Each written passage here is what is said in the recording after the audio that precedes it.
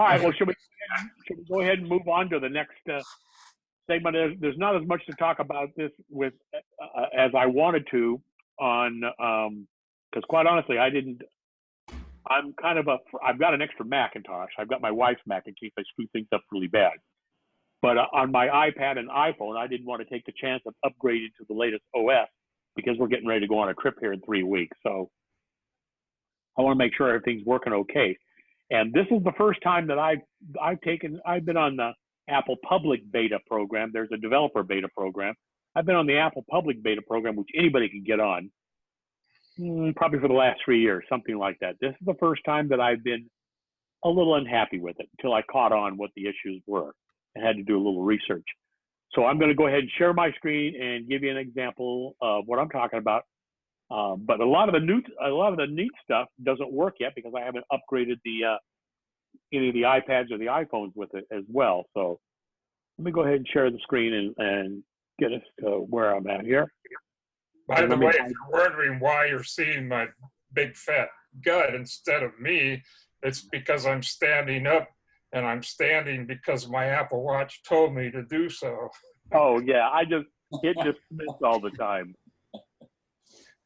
Bruce, do you do everything that your Apple Watch tells you to do? Oh, hell no.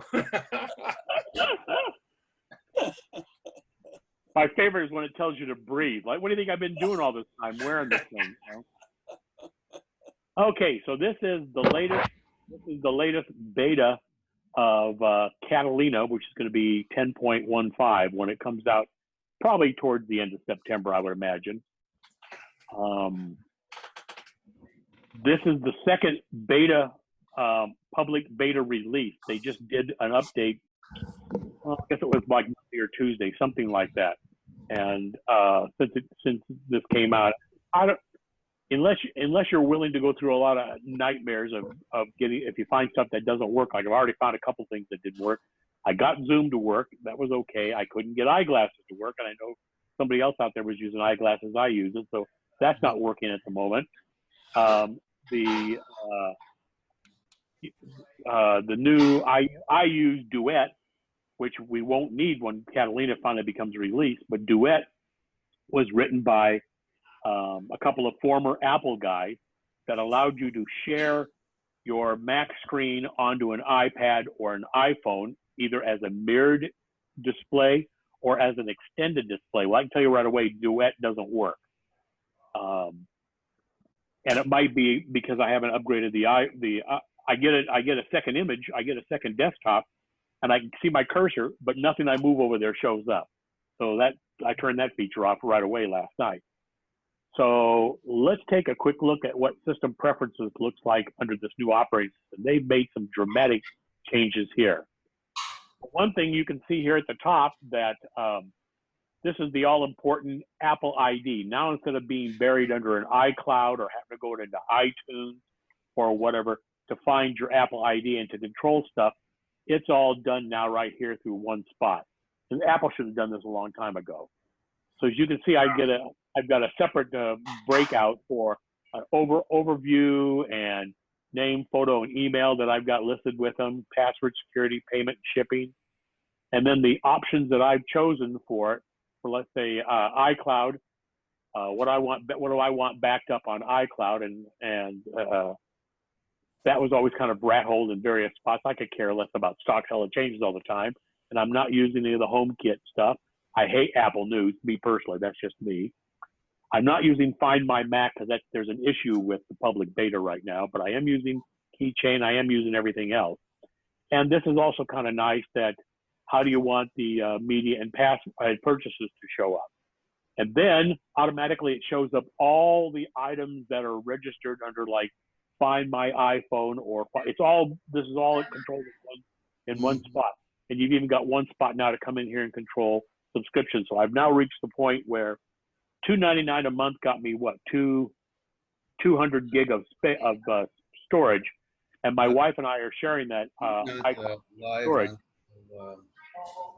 Please mute your audio, and then unmute it if you need to ask a question. But I've since moved up to 2 terabytes of storage that I've got at the Apple storage space right now. Hang on, guys. I'm going to take care of this. This is totally different. This is just like a meeting of Mac users. Solve that problem, Bob. It was you that we were hearing. We're all hearing, and we're competing with you. Okay, so this also shows all the items that we've got listed in the family. I've actually got 4 Apple TVs. I'm only using 2 right now. One in the motorhome and one right here. We're getting ready to make some changes upstairs. And then I've surprisingly still got an old iPhone list that I probably should remove that, but I just haven't done it yet. And my iPad Pro and all these other items. I can remove the old iPhone. I'll leave it for right now. Here's another old iPhone. You know what? I'm going to end up using those iPhones, I think, as cameras in the RV, for like when we're out walking around, that we'll be able to, if we're in an area with Wi-Fi, we'll be able to use.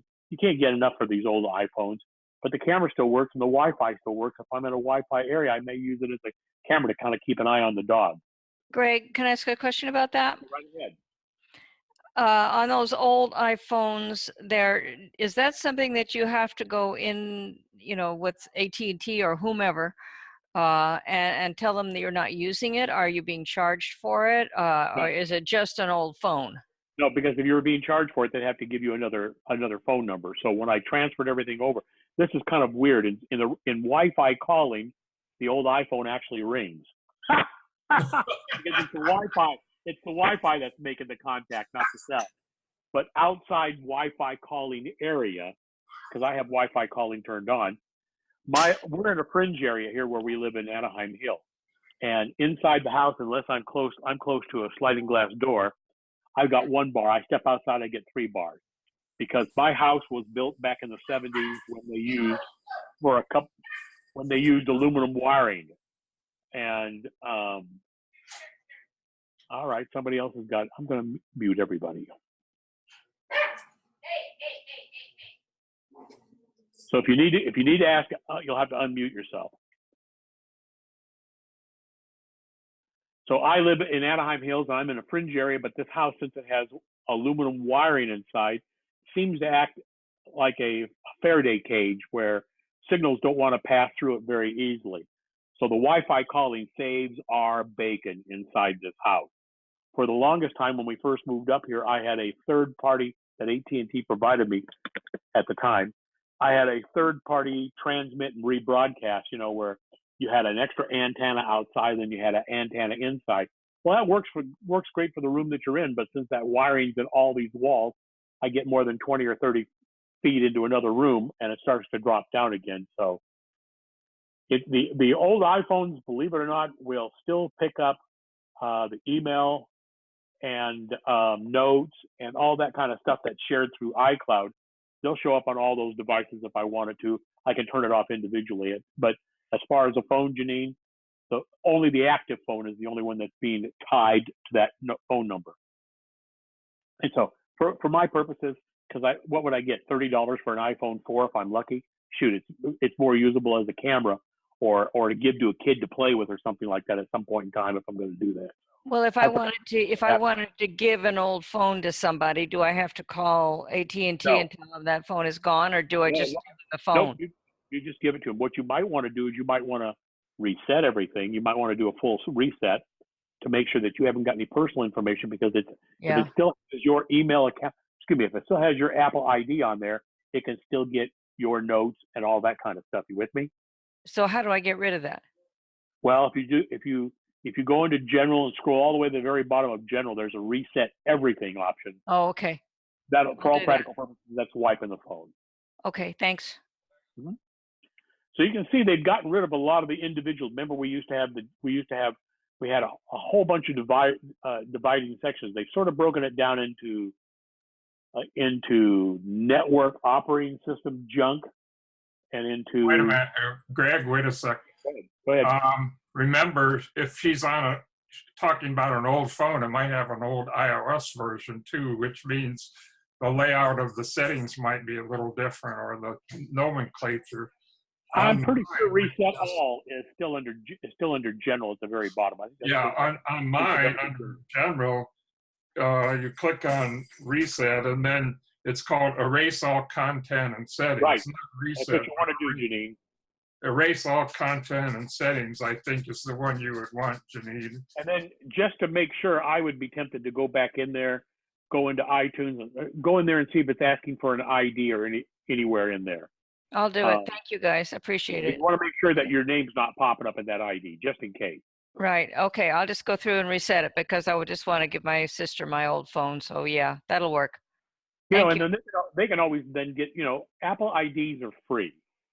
And it could be anything. I mean, Marcia has Marcia Locke at Mac.com, as I have Greg Locke at Mac.com. But if she wanted to, she could have had Marcia Locke at Yahoo.com and put that in as her Apple ID. They don't care. Apple doesn't care. But you own that name forever. That's the real convenience of that. And the chance of Apple going out of business is right. The only problem would be if someone else has the one you want already. But well, that's true. And then it becomes a Greg Locke anything, but or a Greg J. Locke or whatever. That happens. Like I wanted Greg Locke for Gmail, and there's a guy in Newfoundland that's got Greg Locke. So I went with Gregory, and he has Gregory Locke also, but he doesn't have my middle initial, so I have Gregory J. Locke for my Gmail account. And then back in the old days, my old Yahoo account, which I don't use, it's Greg Locke 2002. So how many Greg Locks could there have been that I got 2002? I think back then they just appended a number on it to make it a little bit more unique. So, but the important one, Greg Locke at Mac.com, that's the one I really give a rat's ass about. So anyway, they've broken this down into, if you can think of it this way, in this first section here as stuff user configurable for your convenience.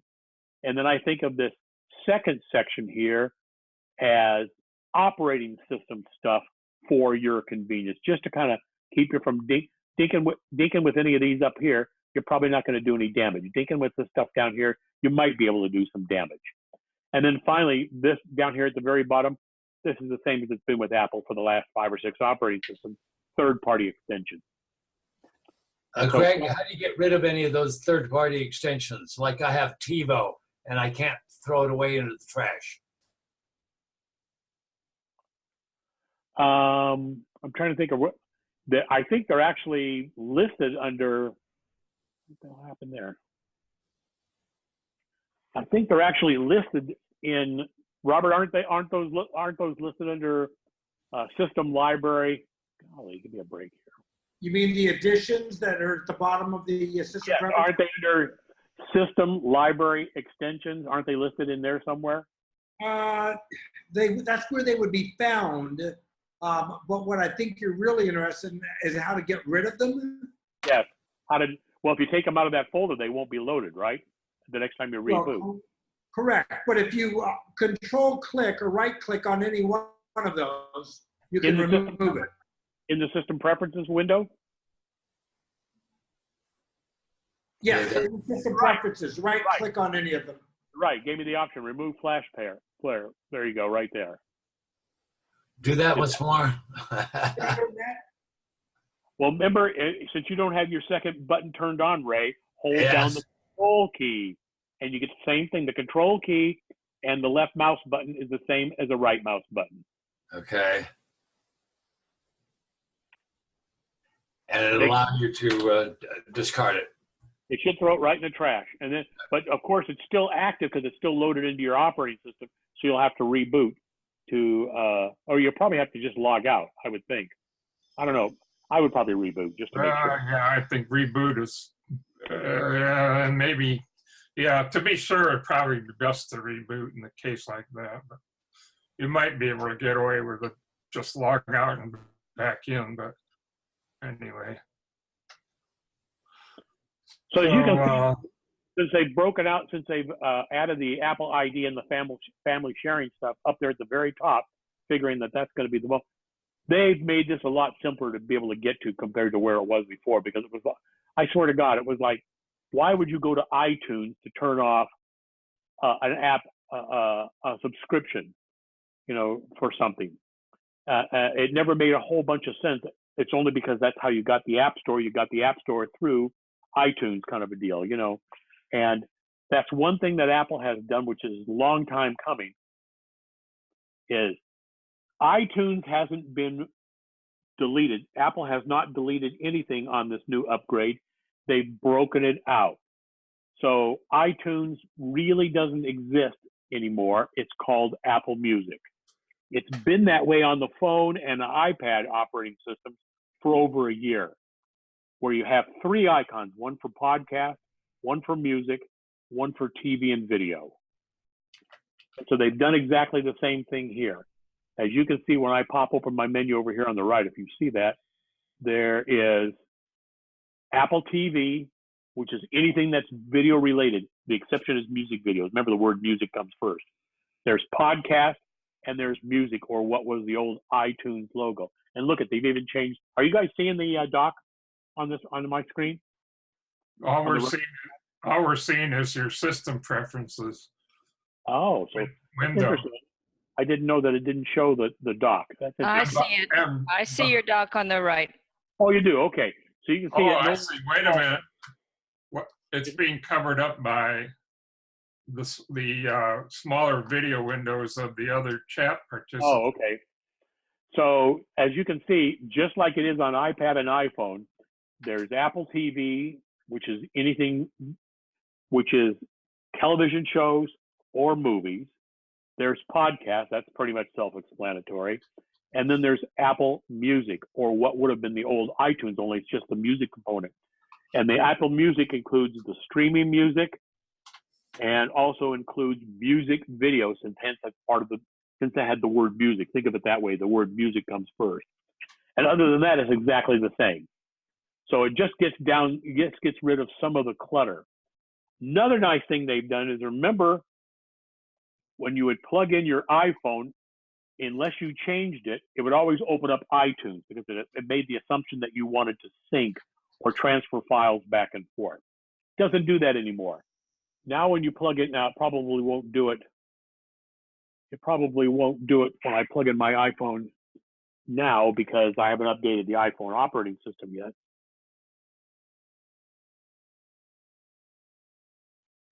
Nope, I didn't think so.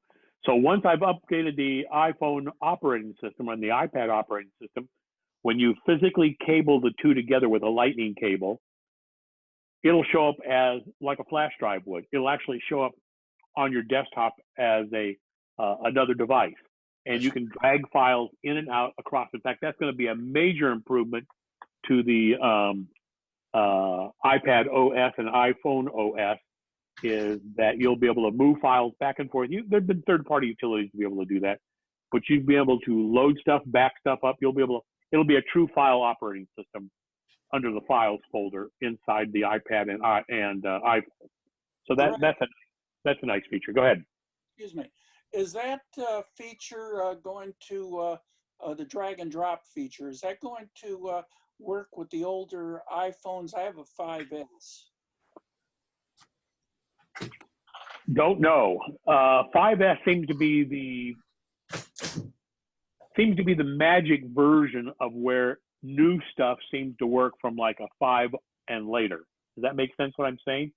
Like, are you running the most current operating system on your 5S? I'm running the most current that it will accept. It's not the newer operating systems won't work. Oh, then to be honest with you, Bart, I'd say no, probably won't. If you can't run the most current operating system on your device right now, chances are the newest one is not going to work. They're not going to retroact if they want to move forward. And they go back about 4 or 5 years. That's pretty good, I think. So maybe it's time to bite the bullet and actually get a new phone, although I hate to spend money for something like that, where most of the time all I use is the telephone feature of it. Sure. Well, it depends what all you want to do with it. I mean, I'm working with an iPhone 7 Plus. So I'm 3 years out of date? I used to change about every other year. and I'll probably change it when we get back from our trip. I'll probably go, by then they should be available. The iPhone 11 or whatever they're calling it should be or iPhone 12s, whatever they're going to call it, should be in pretty good supply by the time we get back at the end of October, first part of November. And I can't see spending $1,000 for telephone. well, don't buy an SE or buy something else.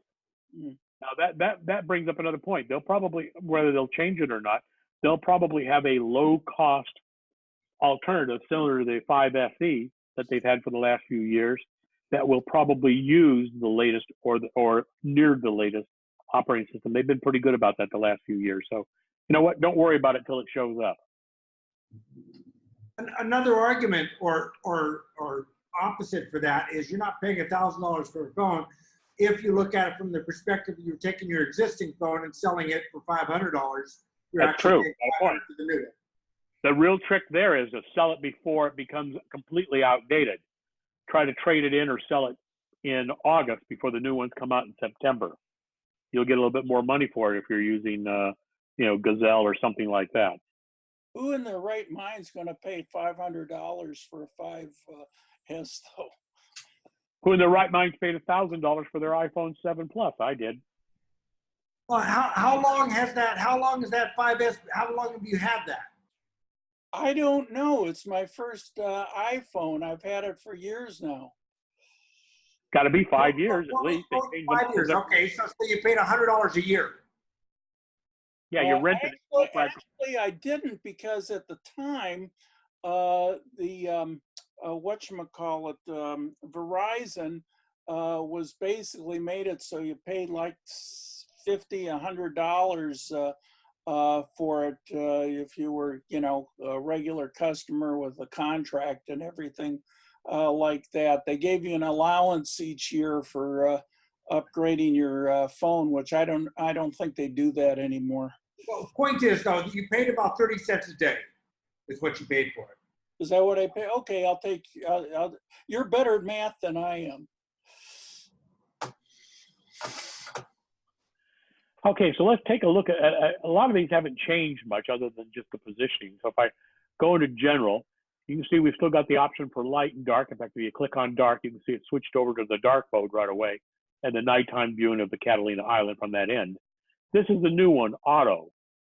And I guess it changes gradually through the day, that the menu bar here goes from white during the day to dark at night. Well, that's a little buggy. I personally, it took me a long time to get used to dark, but I find it just easier. I like the extra contrast. I find it's just easier on my eyes.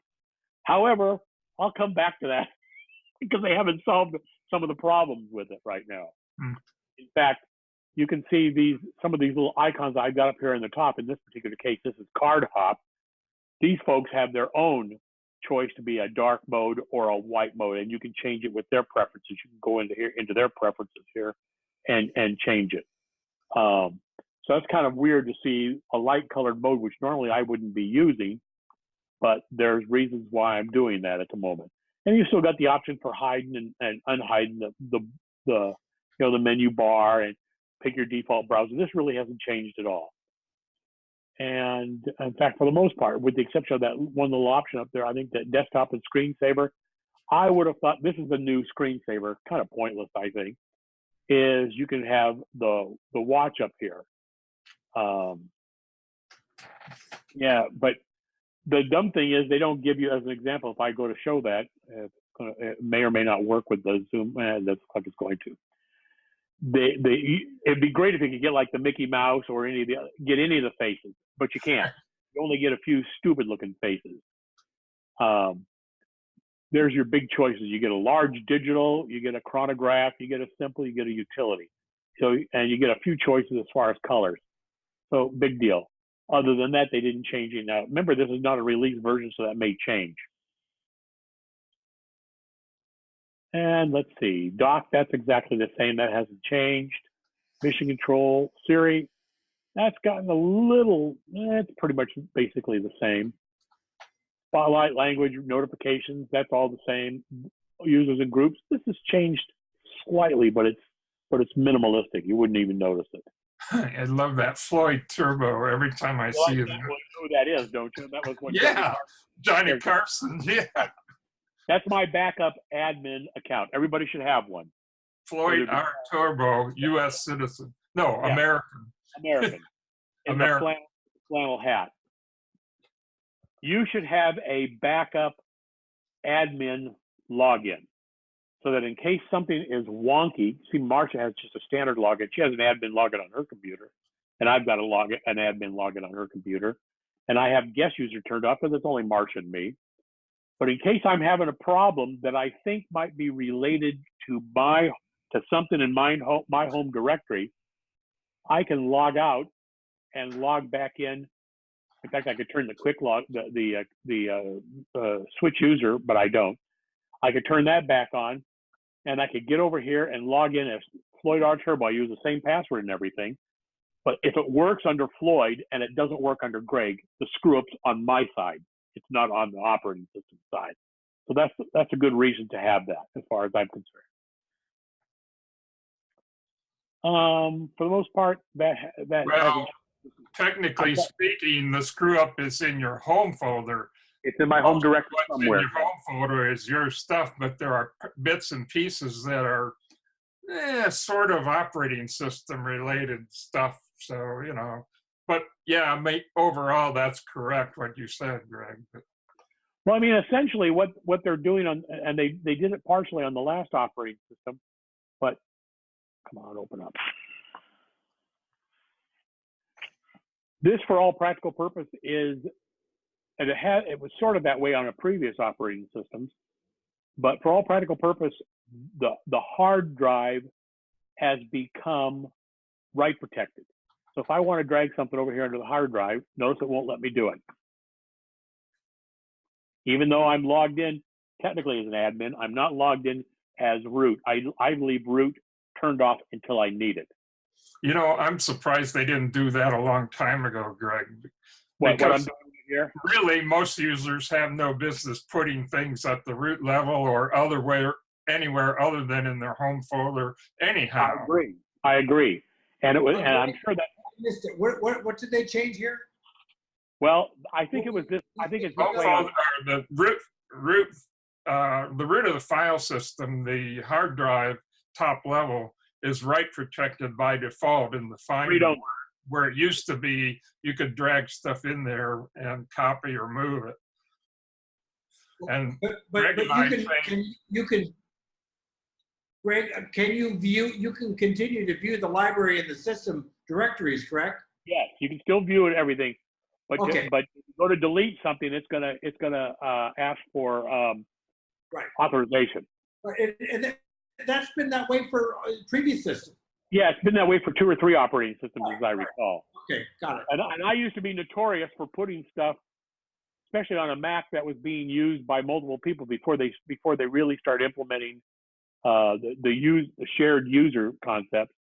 Is I used to put stuff here for everybody to get access to. Boy, that was a mistake. That would cause nightmares, like it was going out of style. So this is a much better way of doing. That's why a lot of people don't even bother to have that. You can see I've got that hard drive showing up here, and you have an option to, in the Finder preferences, to show that or not show that. There's really no reason to show it because you can't really do anything. You know, Greg, I'll bet that the reason it took Apple so long to make that change to write protect the hard drive at the root level, I'll bet the reason is they wanted to be very certain that they didn't screw up anything for somebody. I'm sure of it. You know, because for a long time, Bruce, when you'd go to load applications, the smarter applications would come up and say, do you want to install this for this user only? And if that was the case, it would put it in your home directory. And if you didn't have an application folder, it would make one for you. Correct. And or if you said, no, I want to install it for all users, then it would ask for an admin password, even though that was the same as your own password. Not a root password, but an admin password. And so the convenience was if you wanted to put on an application that only you could have access to, if it was in your application folder in your home directory, you were the only one that even knew it existed. Right. And over the years, they've sort of gotten sloppy, and they started putting it back, asking putting them in the regular applications folder. But again, if you go down here and, let's say Marcia was using this on a regular basis, I never wanted her to use the Zoom app. I could shove this into my home directory applications folder and then delete this. I'd have to use a password to be able to delete it. And she'd never be able to, well, as a matter of fact, let's say I want to get rid of this install Sierra. I don't need it anymore. So I'm going to go delete it. And the first thing it wants to do is it wants the password to be able to delete it.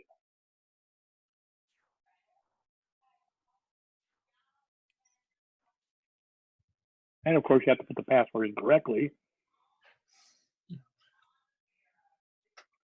Unfortunately, I've got neuropathy in my fingers, and between the neuropathy and arthritis, I used to be able to type about 130, 140 words a minute easily. Now maybe I'm getting 50 or 60. Good thing I'm not working anymore on a regular basis. But the problem is now, unless I'm looking at the keyboard, I can't feel the difference between a space bar and an M or an N. So I get a lot of words that are like that, and I have to go back and correct them after the fact. I think part of the problem is this keyboard starting to crap out. I mean, the machine is 11 years old or something like that. So I'm hoping after the first year I'll get myself a new Mac and with the new keyboard.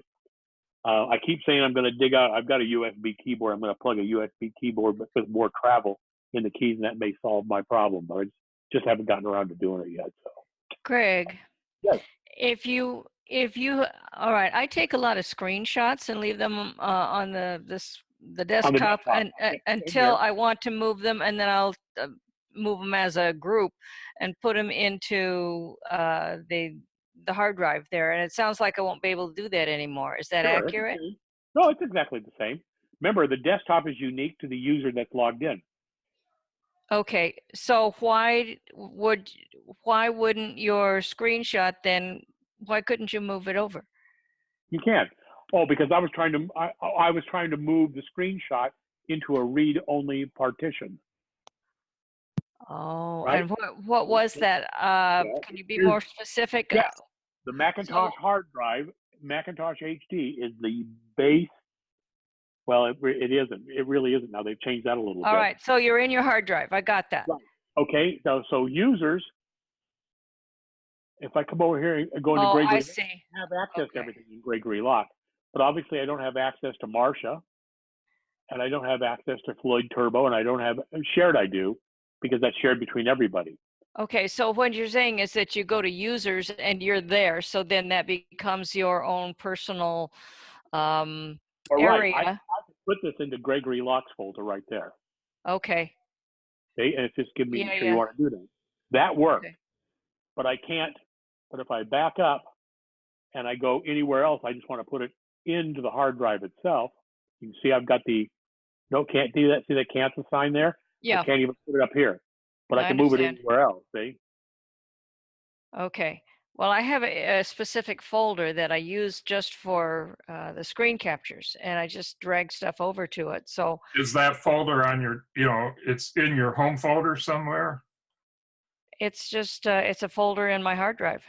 Yeah, but but where is it? Is it in your home folder or on the hard drive? I don't know. You don't know. That's a good question. No, I mean, I just do it.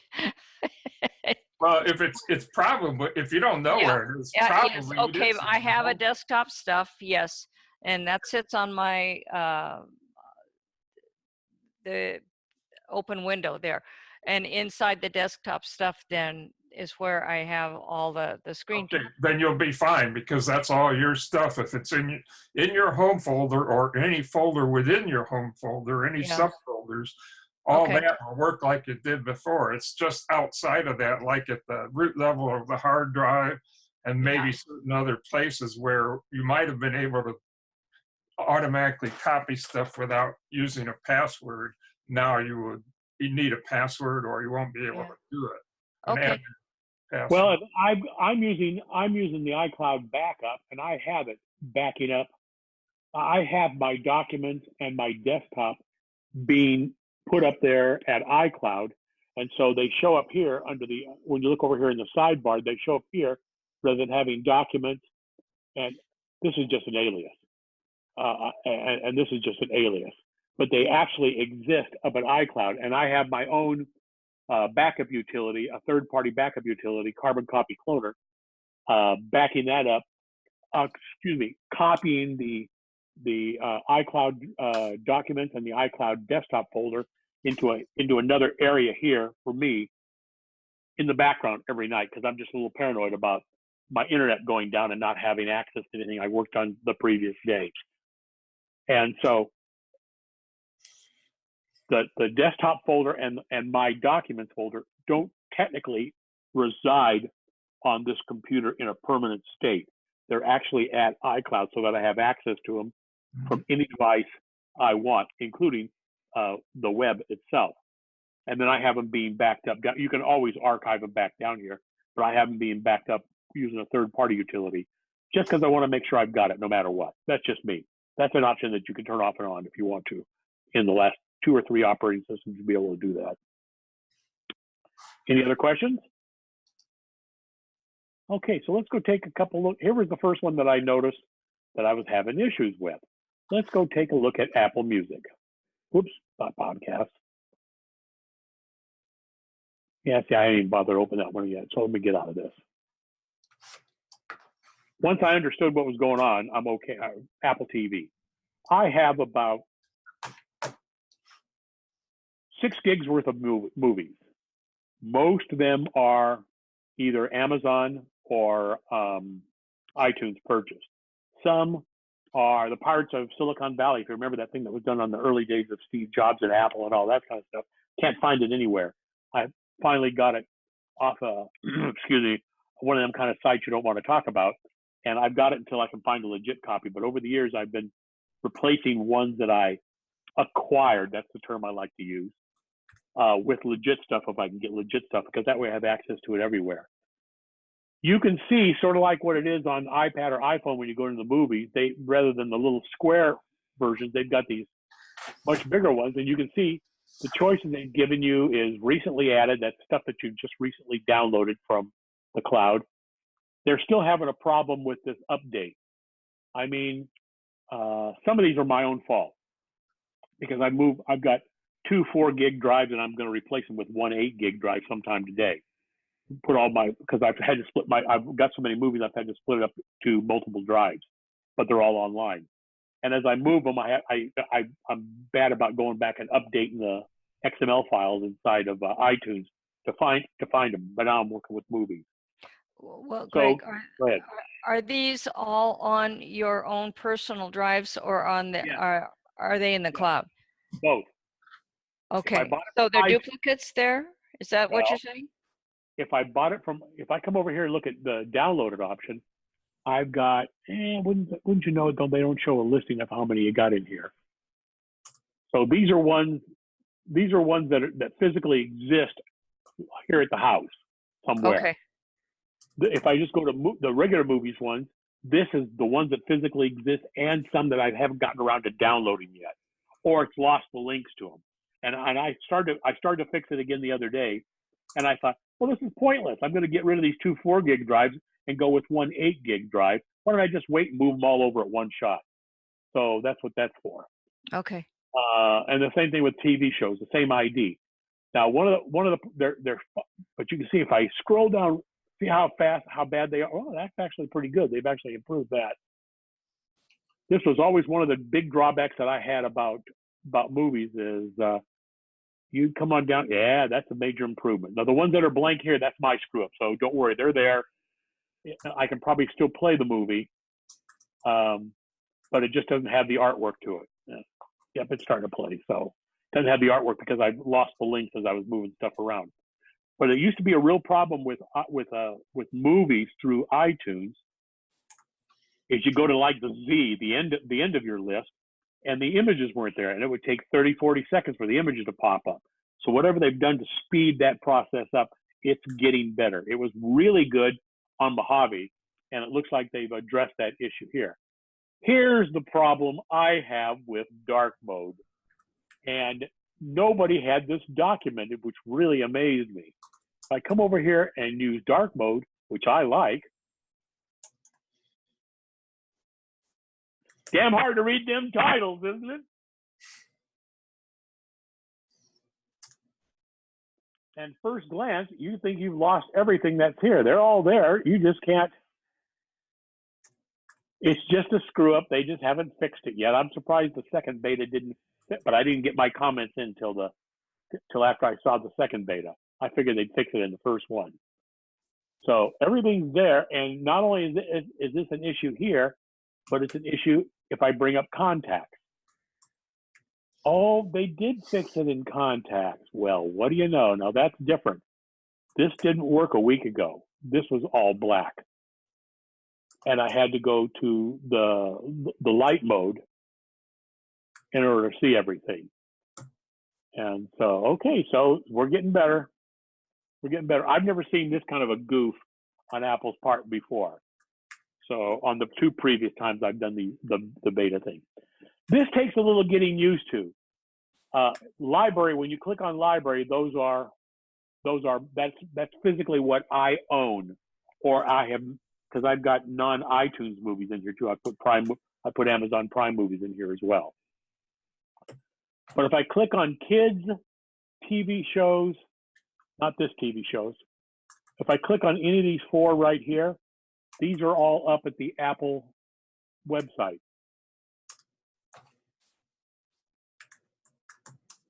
So first glance, you'll look up there and say, oh, I've got Agents of S.H.I.E.L.D. You'll go to click it, and before you know it, you're getting a note saying, you want to buy this? The only one that doesn't bug me about that is the one called Library. So if I click on kids, this is the same as going to the iTunes store and selecting kids, or going to iTunes TV shows and selecting. This is all stuff that's available at the iTunes store, not in my library. I'm kind of unhappy about that. I kind of wish they'd have put a different banner around these 4 and maybe called it available at the store or something like that, and had library saying stuff I've bought. You know, it's just one of those things you got to be aware of. I mean, as soon as you go to click on one of these, if I come over here and I click on movies, come on. And so it's a little slow in repainting, but if I come over here and click on this, you can see I get the notice right down there at the bottom. Buy or rent or add up to next. Fine. So that's a little confusing. That library is you, everything else is them, or stuff you don't own yet. That makes sense? Well, what is add up to next? What does that mean? I have no idea. I haven't figured that. I assume it's like if you want to stream something, then the add up to next is you could pick 3 or 4 things in a row and it'll stream them in that order. That's my guess. I rewatched Renee Ritchie put about an hour-long video out on YouTube on the new features of Mac OS. And of course, you can only talk about stuff that's actually working at the moment. And he didn't bring that one up. So I assume when he releases a real version of Mac OS in September, they'll probably talk about that. But my guess is it's next. Now, something that they have done, the Watch Now is the most recent of anything, whether it be movies or television shows or whatever, that somebody at Apple or their software has deemed. See, I own this movie. So to me, it would be nice if you had a little marker down here that says, you already own this, dummy, don't even bother trying to buy it. It'd be nice to have something like that. But this is kind of cool. I watched this last night. This is a free series premiere from HBO. You get to watch the first one, whether you have HBO or not. So these are free. So that's free on what? On Netflix. Well, Netflix, yeah. This is free on Cinemax. This is free on HBO. This is free on Stars Z. So you get a sample of some of their shows before you used to get to watch the first episode free. That's kind of a nice touch. Before you had to sign up for it, on your smart TV or wherever you had to sign up for HBO, you get the first month free, but then you had to remember to cancel it. It doesn't do that here. It does give you the option to continue on and sign up for HBO. It does do that. So like smart TVs and what Apple TV does now, where you can where you can put in you can put in a password for HBO one time, and then you can put a password in for CBS All Access one time, and for Netflix one time. You can do that currently on the Apple TV. You'll be able to do the same thing here on the Mac, and you'll also be able to watch 4K video on the Mac. You haven't been able to do that before. That's an improvement. But this free series premiere thing is really nice. If you're not sure if you want to see whether it's worth spending the money to get HBO, you can go over here and watch the first episode at least. See, it goes right to play now. There's no price listing there. So I can play this very first episode and see, do I really care about this or not? So that to me is a nice touch. That's what the Watch Now is. And the movies, the most currently released movies will show up, the ones that are still trending right now, they'll show up here. And then their software is picking ones that are real popular. Aquaman, I mean, that's been released for a while. I own that movie. I don't own Dumbo. Apple, Disney wants $20 for it. And I've learned the hard way from Disney that if you wait about a year, they'll come down to about half that price. So I've learned the hard way there. Greg, yes, Greg, go ahead. don't waste your money on Dumbo. The remake is nowhere near as good as the original. Really? What a letdown that is, because I love the original cartoon. I love the animated film. Yeah, stick with the original. Oh, well, that's too bad. That means there'll probably be the same thing with The Lion King that's just being released. So. And of course, when you click on TV shows, it looks like this show is going to be coming back, believe it or not. I have the movie, and my wife and I were diligent about watching this way back when. But yeah, see, they don't show any free crap. It would probably be somewhere else. And then the kids is all related to kid-based stuff. So that's kind of nice as well. If it's a movie, it's going to show up on the movie cabinet, but here they just broken it out for kids only. So that's a nice touch. You just got to be aware that if you're looking at it with the dark mode, you're not going to see a lot of text because they haven't solved that problem yet. And the same thing with when you go into music. I haven't even done anything with music since I switched over here. But you can see they've really cut down a lot of the clutter. Of course, you can now hide all this stuff, which the way it should have been. It is still recognizing that the iPhone's plugged in because I haven't upgraded the iPhone operating system yet. Once I do that, about music. So on music, will it still show all the ones that I've already purchased? Yep. Because they wanted me to sign up for a subscription. And okay, what about ones that I had a CD and downloaded it onto my computer? Will it show those too? If it's still on your computer, yes. If you now there's Apple has two different music subscription services. They have one that's what is it, $10 a month per person for all the music in the world, everything you want to listen to, anywhere on any of your devices. And then they have a $15 one that's a family subscription. On the movies, it's the same deal. Oh, excuse me, not on the movies, but on but I don't go with the family subscription on music because for my wife to be able to get it for two reasons. One is she hardly ever listens to it, so I'd be wasting $6, $5 a month more for her music subscription. Instead, what I've done on her Mac and on her iPhone and iPad is the music account that's logged in is my account. So she's listening to my choices of music.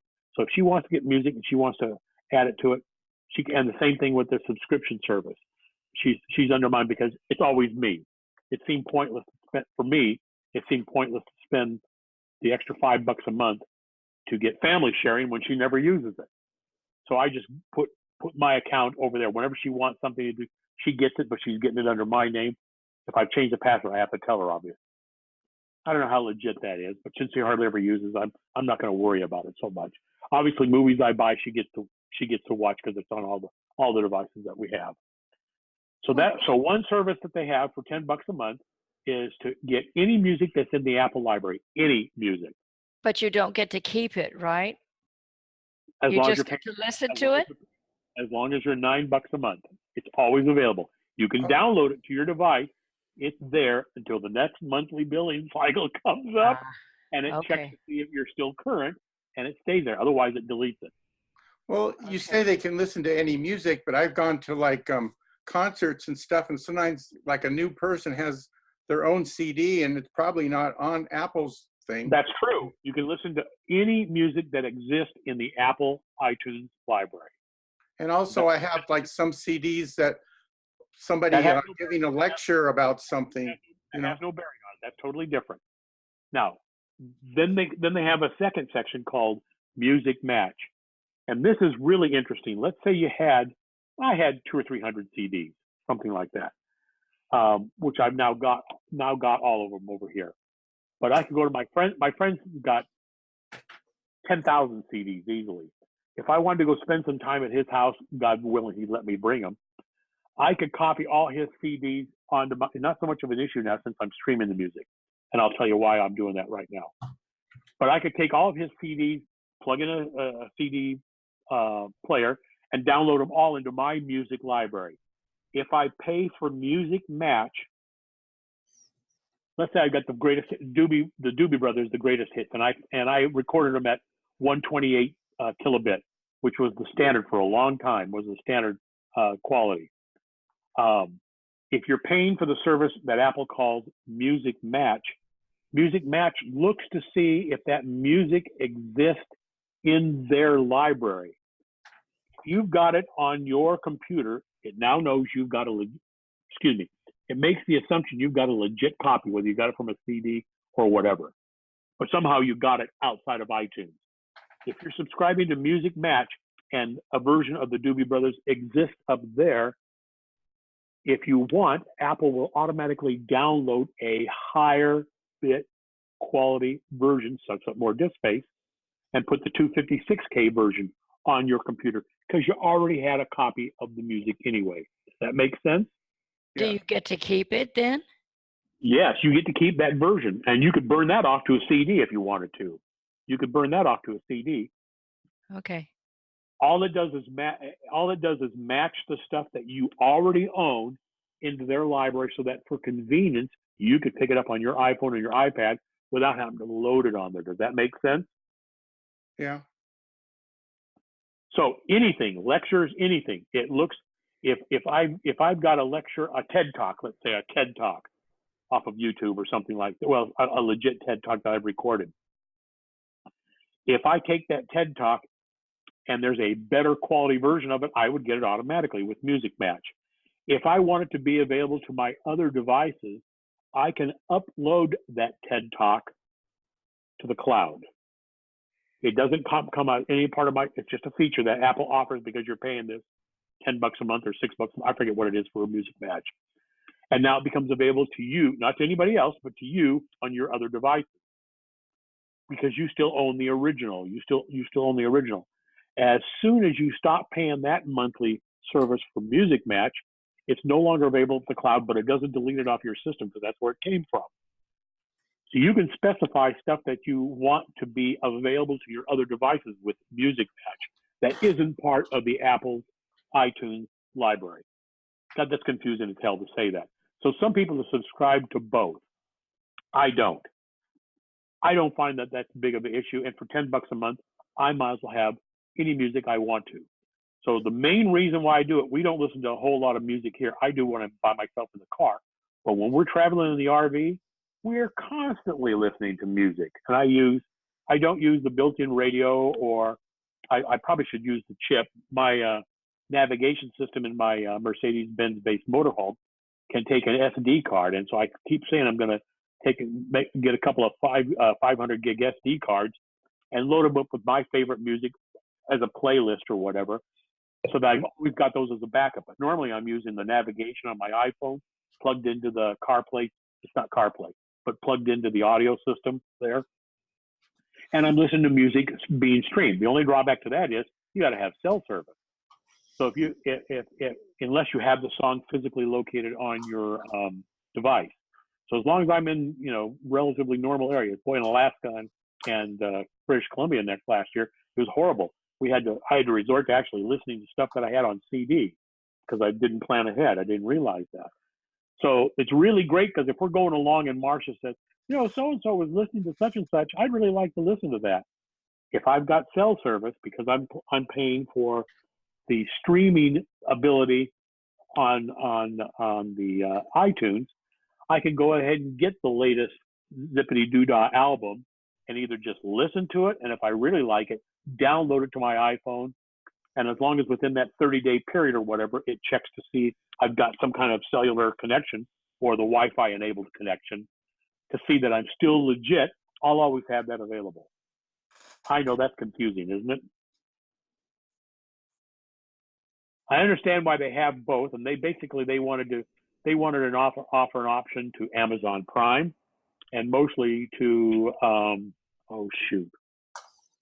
what is the other music streaming services out there that are real popular? They wanted an option for that.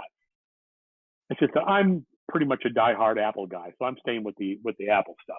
I pretty much like it. And it's $120 a year, but for $120 a year, I can listen to anything I want to listen to. That's in the iTunes library, which is damn near everything. So keeps my wife happy. That's all I really care about. Did that get you really confused? I know I was confused about it for a long time. So yeah, so I have like Music Match, but if I stopped doing that and just changed over to the other thing, the Music Match, have like a talk by Wayne Dyer or something like that. Will that go away, or yep. I won't have it anymore? If you have it loaded on your device, on one of your devices at home, you're okay. But as soon as you turn off Music Match, anything that you've uploaded or they've uploaded to the cloud, you no longer have access to the cloud. If it's on your system, it stays on your system because it started out with you. It didn't start out from them. So I need So if there's something in the cloud and you've brought it down, but then you decide not to subscribe, can you have in the past, can you have taken it off of your computer and saved it on a CD or something before you quit the service? You know, that's a good question. I don't think it allows, I don't think anything that you've downloaded cloud-based locally, I've never tried that, to be honest with you. Okay. All right. My assumption would be they figured out a way to cover their ass on that one, because people could be stealing music. You know, one guy could be mass producing these things if he really wanted to. You know, that stupid CD duplicator that the club had would mass produce CDs with no problem. So I'd be willing to bet that but people could do that. They could just go out and buy one CD and get the same thing. Really, let's face it. My guess is probably not. You know, so that once you no longer have the service, at some point in time, I would guess within the next 30 days, if you've physically downloaded a copy of it, it will disappear off your system. So if I go to iTunes and look at my songs and they have like a little cloud thing with the arrow on it, if I download those onto my computer, then they'll stay on the computer? They will stay on the computer. If it's something you've purchased or something you introduced, in other words, you copied it from a CD, you got it from a friend or something like that. If it came from the cloud and you didn't outright purchase it, it will disappear. Okay. Did that explain it, sort of? Yes. So it's like I used to be notorious for when iTunes was just getting going. You know, they used to have the Free Music Tuesday. I don't know why they did it on Tuesday, but they always had one or two music cuts. They still do something like that now, but I just haven't paid attention to it years. And there used to be a full album you could get. And I didn't care who it was. I downloaded it. It's free. What the hell? Might as well get it. But I'm not a big hard rock fan. There's a few I like, but I'm a big jazz fanatic, and I love music soundtracks. And so, I mean, I'll go in and I'll find a group that I've got one or two albums that I've acquired from friends. I used to be notorious whenever I worked on people's computers at when I worked for Konica Minolta and when I worked at Hughes Aircraft, whenever I worked on somebody's computers, if they had a big music library, excuse me, I used to borrow a copy of that. Figure that'll teach them for not setting this up ahead of time, especially if it was a company asset. And but over the years I accumulated stuff I could care less about. So since I have the streaming service, I'm slowly going through my iPhone. I really don't. I'm slowly going through my iPhone and my big iPad not the medium-sized iPad. And I'm deleting off music I never listened to because I figured, what the hell? I got the streaming service. I can always listen to it that way. Okay. I see this as a cover alt right now, so you can see, yeah, what it's showing right now is just the music that I'm a big Diana, well, she's kind of jazz-based, but I'm a big Diana Krall fan. So I haven't got all of her albums. I've got like 4 or 5 of her albums right now, and some of it is on my iPhone, but most of it's not because I usually leave that open for video and stuff like that since I got the streaming capability. But I think I'm probably going to take an SD card and load it up just to have that as a fallback if I get into a wilderness area where I don't have. Well, I know they have something like for example, on this one, if you had a lot of her songs, but you didn't have the whole album, they have like a thing about complete the album, and you just pay for the songs you don't have. Yeah, they don't have that feature, unfortunately, for movies. That kind of bugs me a little bit. So let's say, as an example, I own all the X-Men based movies because I'm a big X-Men fan. The same thing with Spider-Man and 2 or 3 of the other characters. But now they'll come out with a bundle that maybe has got something special, maybe the making of or something like that that's unique that somebody has released. And the only way you can get it is to buy it in a bundle. So I either have to repurchase all the other ones to get that one. They don't have a complete my collection feature for the video, which kind of ticks me off.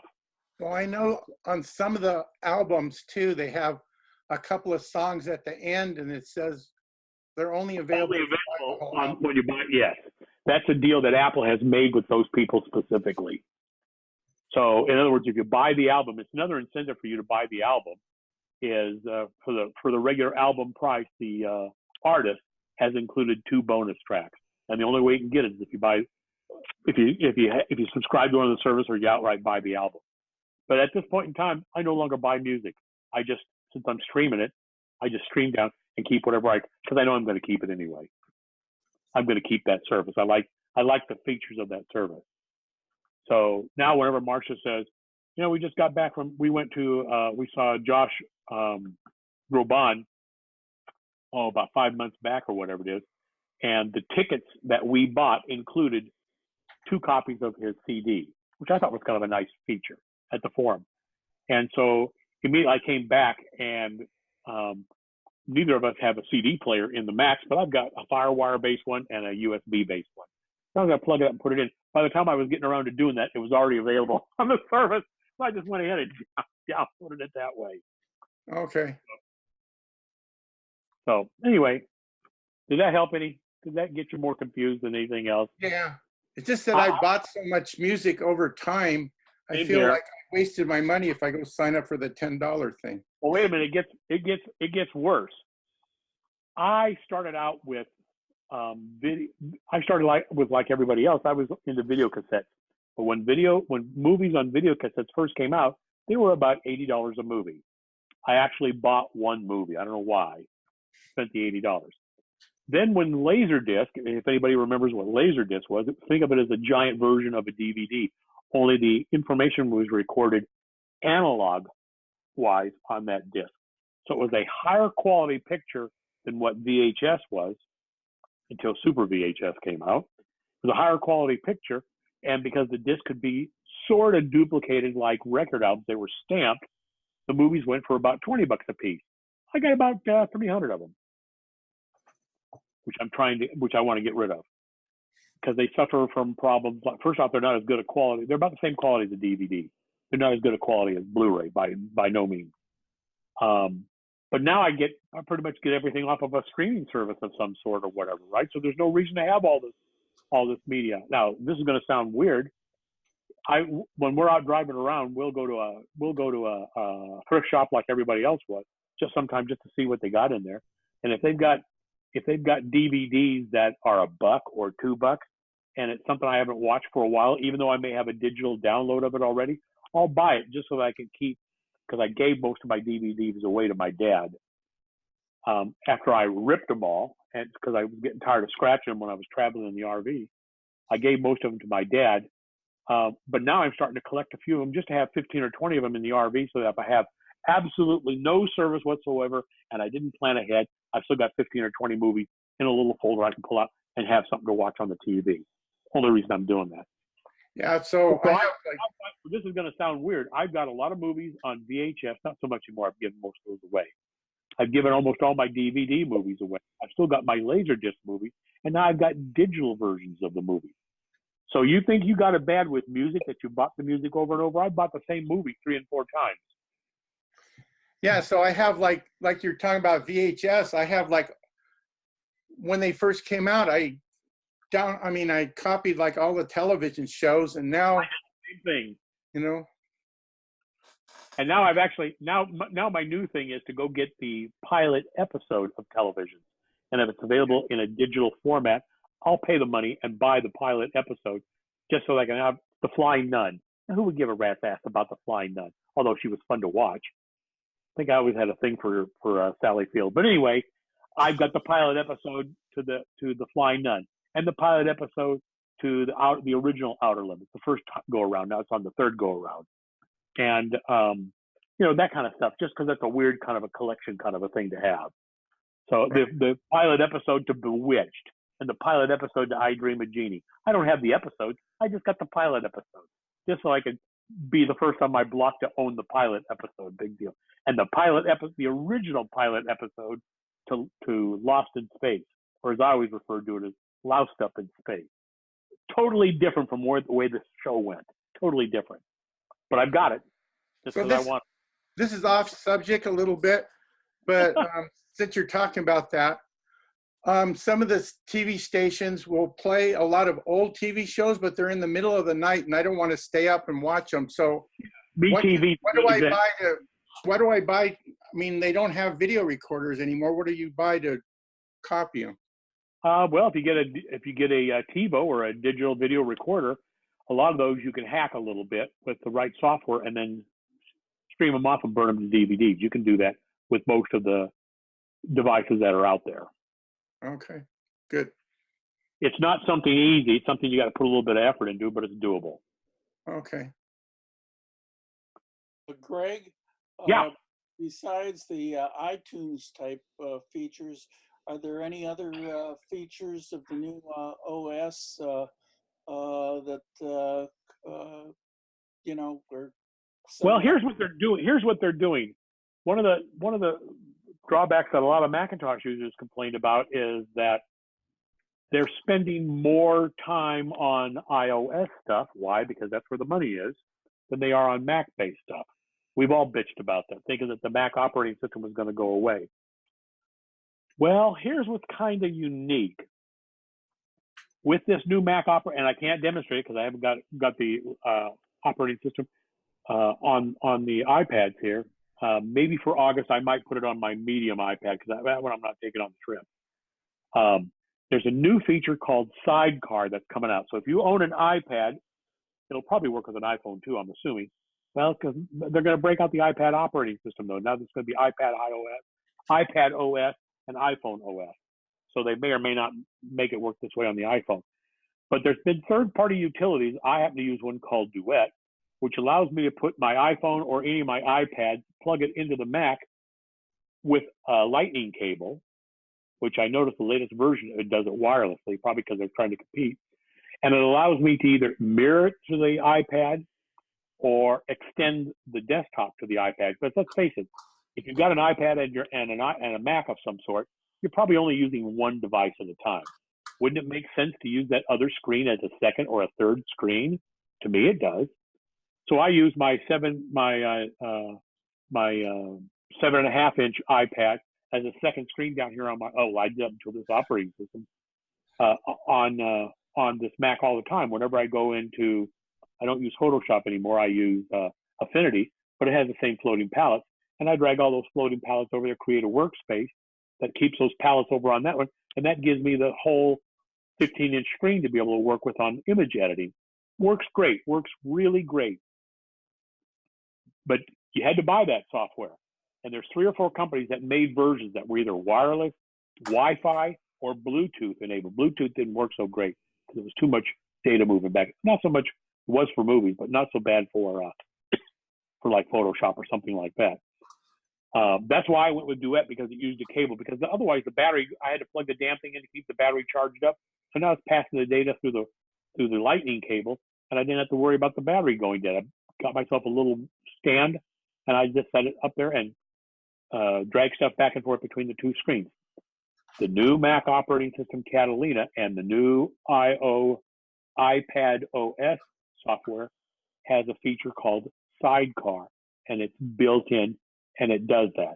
And it does it either wirelessly or it does it cabled.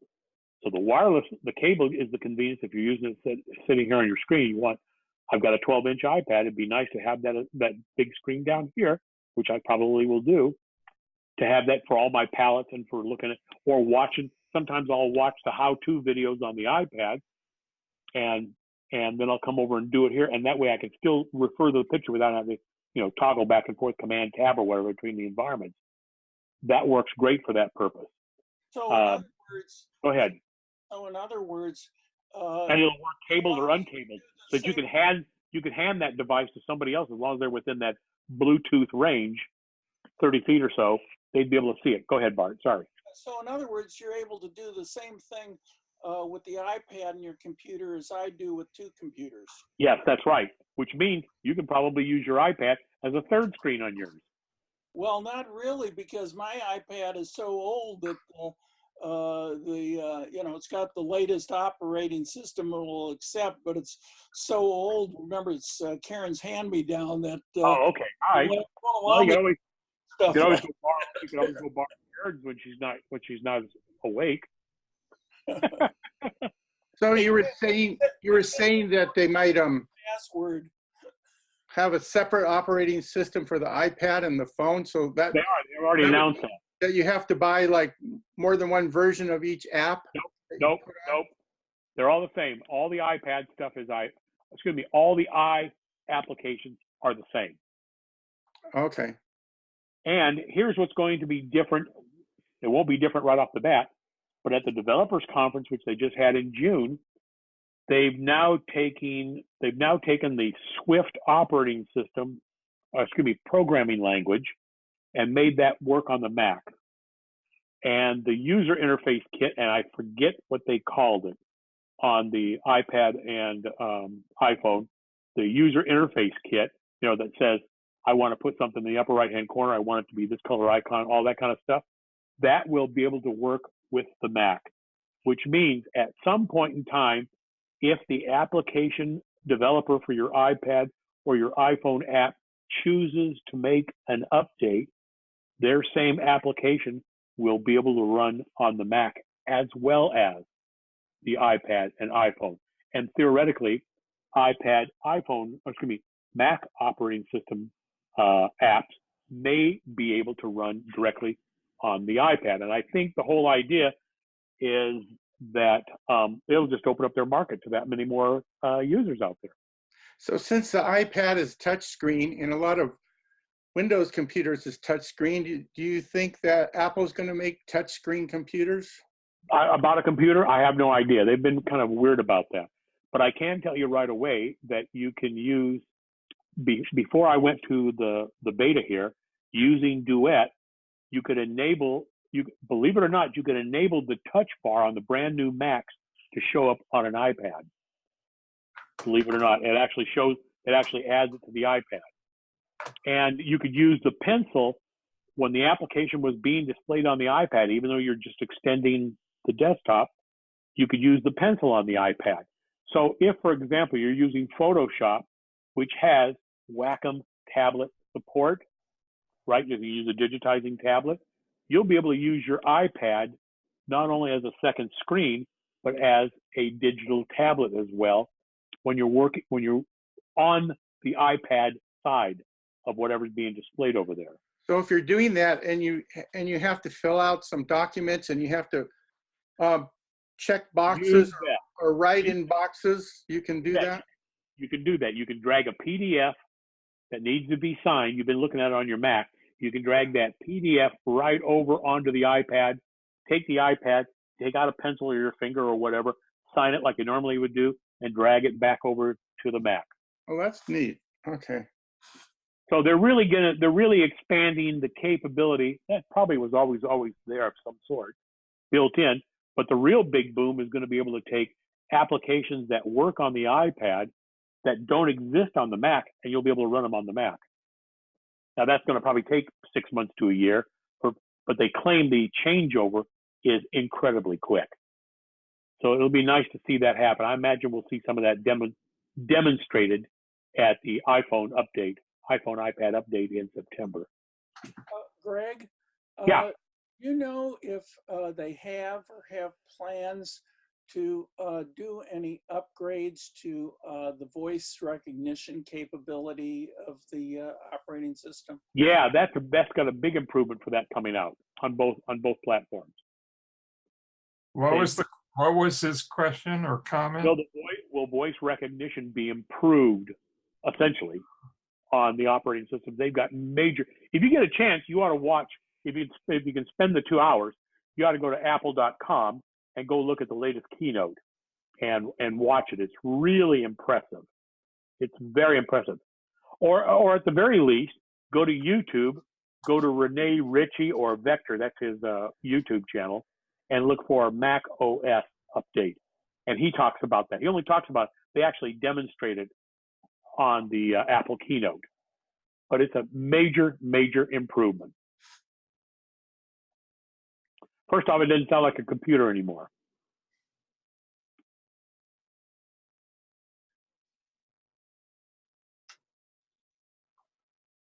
Well, I just wanted to touch on a couple of things, and if anybody wanted to download the beta, you can download the beta. You just got to sign up for it, no charge.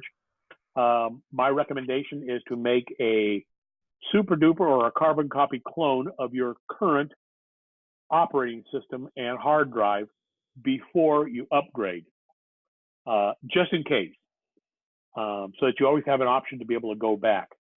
I did something wrong, but I managed to get it. But then I decided, you know what? That's when I discovered that the light and dark, that I didn't lose my contact.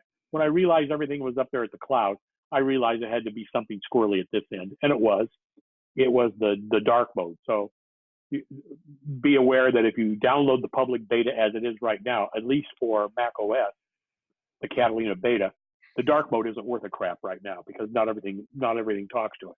I'm sure they'll be fixed in the next few weeks. But the light mode seems to work fine. That's probably the one they go for first anyway. So, Greg, I'm going to have to go. Thank you for the presentation. It's great. I really appreciate it. Thanks. Thanks, hopefully everybody. They'll be able to talk about next month on these subjects. So, Greg, have you taken a look at Go64? why do I know that name, but I can't think of what it is? What is Go64? Something to do with 64-bit? Correct. It analyzes your system for your 64-bit applications. Oh, to tell you what will and what won't work? Because I think Catalina is a 64-bit operating system now. Correct.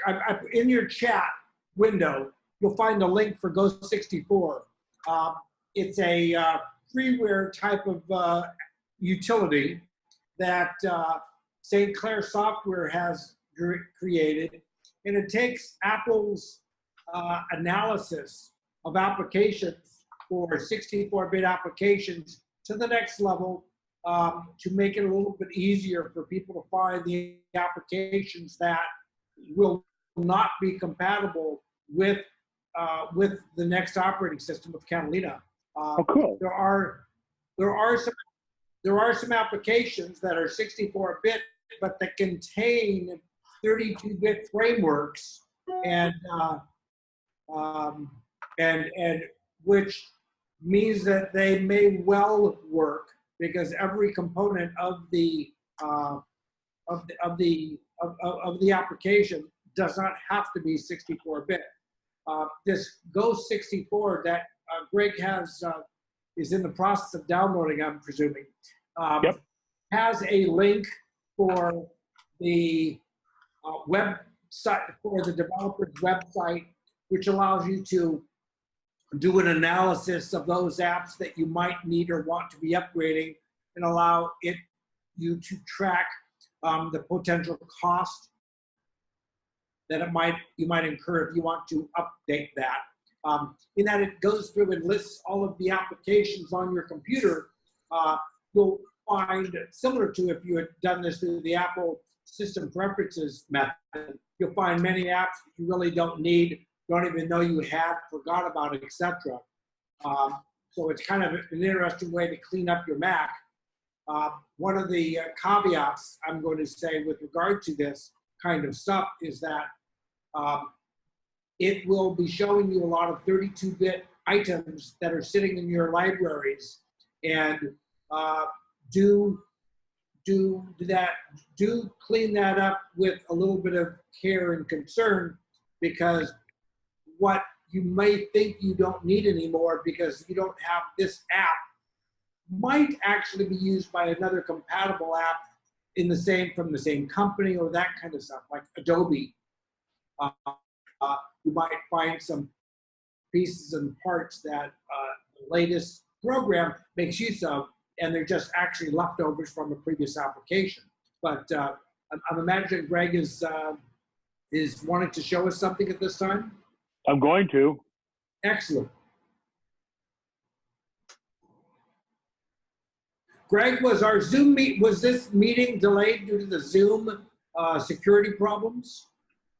This is an updated version of the Zoom software. Okay. So in my case, it went ahead and did the update. I don't know whether they've released that version with everybody yet or not. I didn't know if you discussed any part of that, or if the delay was due to that. Because I really didn't follow through as much as I wanted to on what the issue was. Okay, so I just downloaded that software that Robert was talking about and just ran it. Remember I told you I was having a problem with eyeglasses? Well, there's a good version. There's an issue with part of it not working. In fact, when I try to run eyeglasses, instead of seeing my own, I'm using the FaceTime camera built into the Mac here, all I do is get green screen. So there's the incompatibility. And of course, I knew Tech Tool Pro 10 would be an issue, but I'll wait till 12 comes out before I upgrade that again. And Google Earth, there's a few of them like that. So there's a few. That's kind of nice that they have that available. That's cool.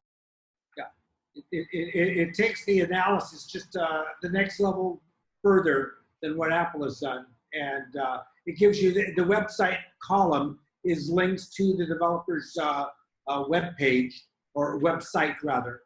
To get the latest download, cool. Right, yes. And that last column there, it's a note-keeping item, the upgrade cost, if you wish. I happen to use that in some ways. I'll put a 0.01 just for something that I've analyzed and I may or may not decide to upgrade. Greg's column there of the icons that are completely with the international no, I think those will not run at all. Like the event, like these here, like that got that symbol out there? Yeah, probably. Yeah, I haven't seen, I'm not familiar with that icon in this, but that typically means that you're looking at something that is like OS 9 type of items, but I'm not real clear. I haven't seen that myself. And I see it's showing like the iStat server update and uninstaller are not compatible, but iStat menus itself is working okay. Right. So maybe because where they talk, once they're in there, you're okay, kind of a deal. Right. Right. So it is an interesting way to look at it. The last used columns, unfortunately, it's not recording that for library items, etc. But it's a bit of information, and it's free, and it's a tool that will be handy as you move forward into Catalina. Well, at the very least, Robert, I can see programs that I'm just going to plain delete that I've just totally forgot that I had them here still. That's right. You can click on them, and then up in the toolbar, you can see Move to Trash. Sometimes you'll have to, the Move to Trash will not be available, and you'll have to right. You'll have to reveal it and personally move it to the trash can. But at least it identified the damn things for you though. Correct. Yeah. And I mean, you could sort of do this by going into the Apple System Profiler. If you wanted to look, you could find it in there and get a report, but it's not near as convenient as this is. Right. Right. This takes like the 64-bit column here. Those icons like Tech Tool has, that says that a piece or part of it has 32-bit, which is to say that it may work based upon the frameworks are sometimes acceptable. This was something that I discovered the other day. I was trying to, let me see if I can get, oops, hang on, sorry. Let me hide Zoom again and hide that. This was something I noticed the other day in utilities. Although by Alfred is not 100% compatible, so that's not working for everything right now. But if I come over, this is this utility that now comes with Catalina. And if I want to come down here, I'm not going to do it, but if I want to come down here and reformat one of these drives, oh by golly, look at that, it is showing it. Okay, so it must be, if it's already an APS drive, you don't get those other you get those other options. Yeah, but you know what? If it's something that's already formatted as the new format, the Apple Pro File System, whatever it's called, APFS, you don't get these other options. You can't take it back. So if it's already been formatted as any of these first four, you don't get these other options down here,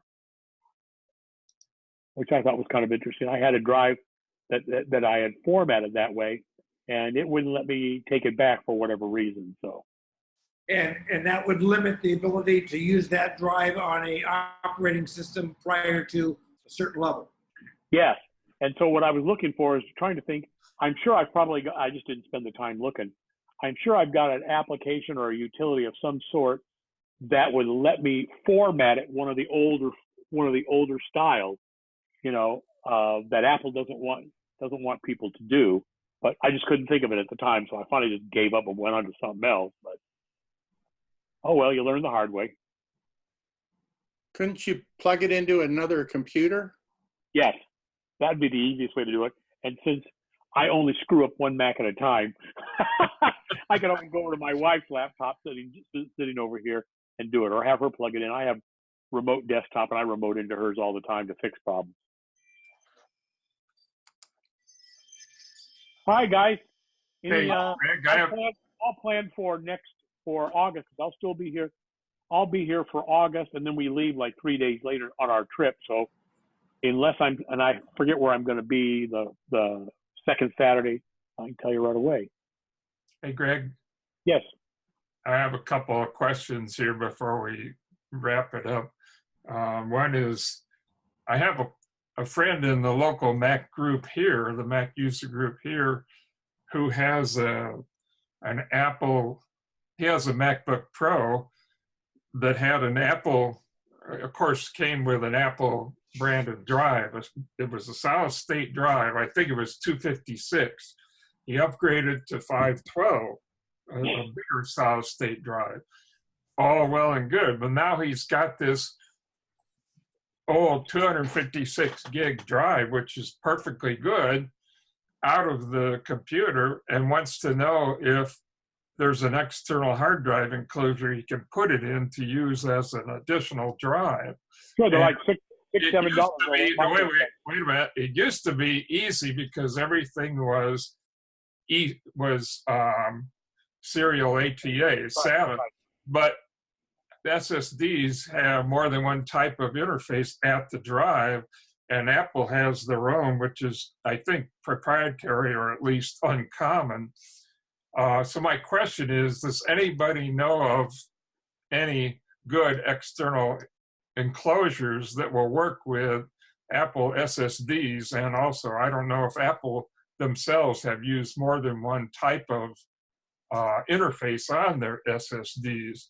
So we might have to determine that too. Well, I can tell you right away, my MacBook Pro here uses a proprietary connection of a proprietary SSD drive, and Marsha's doesn't. Her MacBook Pro doesn't. I think it's a year older than mine or whatever it is. Hers used an off-the-shelf SSD. When Steve was still with us last November or whatever, last year's Alaska trip, her hard drive just crapped out. I had an external 4 gig, and whenever she wanted to use it, we put an operating system on that, so she was able. So I was able to go to Micro Center and buy a 1 terabyte SSD for like $250, plug it into hers, great, no problem, worked great.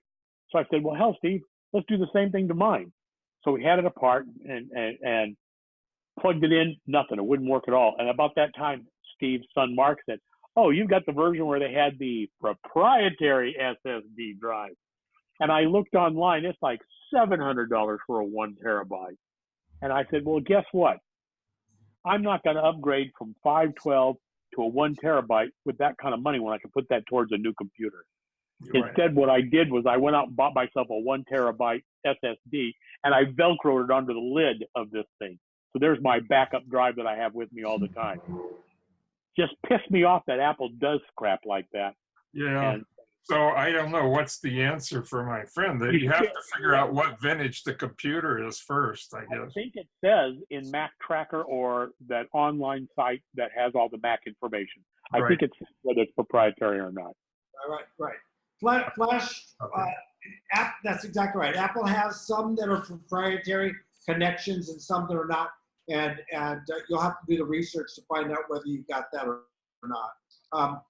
Everybody's kind of seen these things a whole lot often, right? SSDs or FDs? That's right. Or digital cards? Right. This one here is a 4 megabyte, and it cost me $280. 4 megabyte or 4 gigabyte? 4 megabyte. Oh, good Lord. And Because now you can buy proprietary. 56s for about $40 or so. If you were to be able to see that, the number of contacts on there, there's one additional contact that you don't typically see. And that's what makes this proprietary. You can't just go down and buy one at the store, 1,000 times larger for a tenth of the price. Mm-hmm. It's a proprietary one. And so there you go. Now, is that the one that works inside the Mac, the slot on the Macs, on the older Macs? No, this is used as in PLCs or programmable logic controllers by Siemens. It is used to transfer information from one machine to another and all that kind of stuff. But it looks identical. It's identical physical, except for the fact that it has an additional contact on it. I bought one of these little jobbers after you talked about it, the USB-C tester thing. Man, Yes. That works slick. For $16, that's one of the best investments I ever got. A lot of fun. I had cables that were flaky, and I can plug that in between and twist the cable and see whether I get an error or whatever, and toss it in the old can. Unfortunately, the cables don't last as long because I'm hard on stuff. But So I guess the answer for me is I have to look up the model of his Mac and figure out what kind of interface the SSD was that was in there originally. Yep. And then see if I can find an enclosure to fit that. Right. Bruce, the path to go down, the people who've done the work for you are those that sell the SSDs. So go to their website and they will. They should be able to say that's right. Because otherwise, what is it called? I fix it. Otherworld Computing was the ones that explained it to me. So. Well, that makes a lot of sense because the people selling the drives are the ones that have the incentive to get people to buy the drives by helping them out. So, okay. Thank you for that info. I'll pursue that later. But the other question I had was, and it's more of a comment or a question, but recently I discovered that I have 2 Amazon Kindle books. We've had Nooks in the past, and since we've had iPads, we really don't buy anything in either of those formats anymore, usually PDF or something else. But I have 2 books that were free that came only as Amazon Kindle formatted ebooks. They were free downloads, free books, but because they only came in that format, they would only run on a Kindle or in the Kindle app or a compatible one like Caliber. So I found out I was having some problems getting one of my Kindle compatible apps to work with those books. So I said, well, the heck with this, I want to just remove the DRM and make it into something more usable, like a PDF or something that I can have forever. And one of the problems with DRM is you don't own the books, and they can pull the rug out from under you if they want to at any time, or if the company goes out of business or something, which seems unlikely in Amazon's case, but you never know. So I thought, you know, this is probably illegal, and I think it is. It's because of the Digital Millennium Copyright Act. It's illegal, at least in the US, to remove DRM from something like a book. But I found a way to do it anyway. So, Bruce, what's your address back there so I can turn you in? What's that? Oh, yeah, right. So I did some online research and eventually found that, yes, there is a way to remove it. It's a lot of steps, and it's not too difficult, and it probably is illegal. But my feeling is, A, I own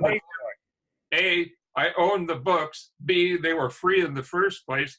And C, I don't think there's a jury in the world that would convict me over some big monolithic company if it ever came to that. So I'm not too worried about, you know, getting caught or anything like that for 2 lousy free books. So they did work okay under the Kindle apps, right? They worked okay under the Kindle apps when the apps worked, right? On a newer operating system and newer version of the app, yes. Yeah, the okay. I was talking about old Macs. I have an older Mac that had older OS version, and the Kindle app on that didn't seem to want to work with these books or something. Anyway, I couldn't get them to download. I don't remember. But anyway, I think the problem was getting it to log in and download the books. Not that they wouldn't read. I never even got them onto the machine.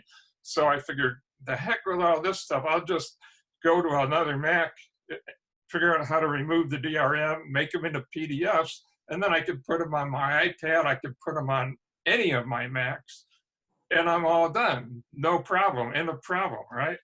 Okay, so I went through a bunch of research and found, yes, there is a way to do it. One of the common ways people use the third-party Caliber app. Caliber is a Kindle compatible app. There's a Kindle app that Amazon provides for the Mac that's free, and then there's Caliber, which is also free. It's open source, and that app will allow you to, you know, open Amazon formatted Kindle formatted ebooks. But as it comes, it will not convert formats, or at least not remove the DRM if it's there. However, there is a plugin, if you look for it, that goes with Caliber that will do that job for you. And there are a bunch of steps. So I guess my question is, now that I've successfully done it, is anyone else interested in knowing how to do this that hasn't done it or that wants to do it?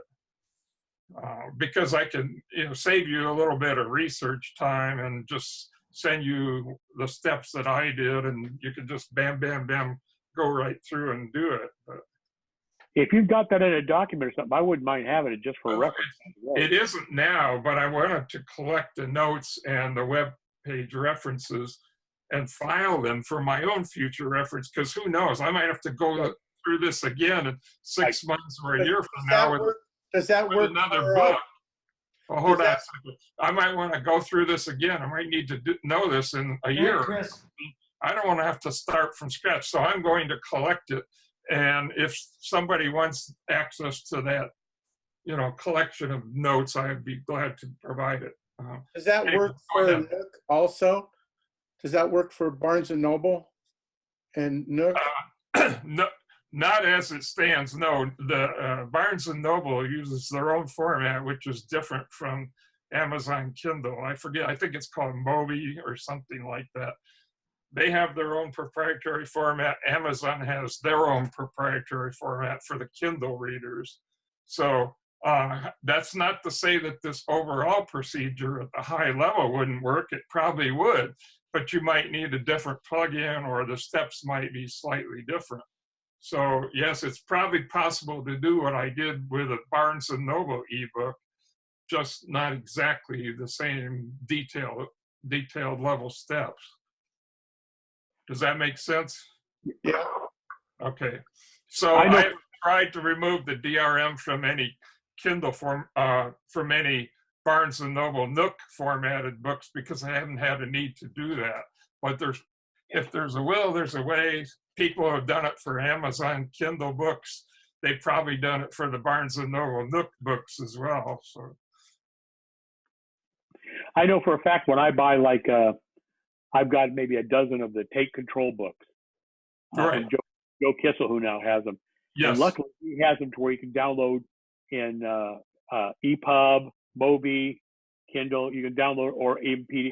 And I download every version there is just to have them, and I rat hole them on a just in case drive, so that no matter what I want to be able to play it on, I always have it somewhere along the line to be able to use well, it. it's funny you should mention that. I used to do the same thing with Take Control and also with O'Reilly books. O'Reilly worked the same way. They could provide it in any of several formats. But what I would always do, I would make PDF my primary format. Same here. Download really- everything I once. really like the way iBooks works because I can keep them up at the cloud and get them Right. on all my devices. PDF is probably the most universal of all of them, especially if there's no DRM on it. It's possible to put DRM on a PDF file, but people mostly don't seem to do that. No. So at least not the books I get. So what I would do is I would save, whenever I bought an ebook from O'Reilly or Take Control, I would first download the PDF and make sure that would open okay. And then I'd go back and I'd download, I forget what the other format was that they have. One of the other formats. I don't remember if I used the Kindle or one of the others. But anyway, after a while, I thought, why am I doing this twice? You know, it doesn't seem to be necessary. I would save those extra books in the other format, but I'd always have the PDF, and it seems like I never have a reason to use anything other than the PDF once I've got it. So I stopped doing that. Starting some time back, when I buy a book, I just get the PDF version, and that's it.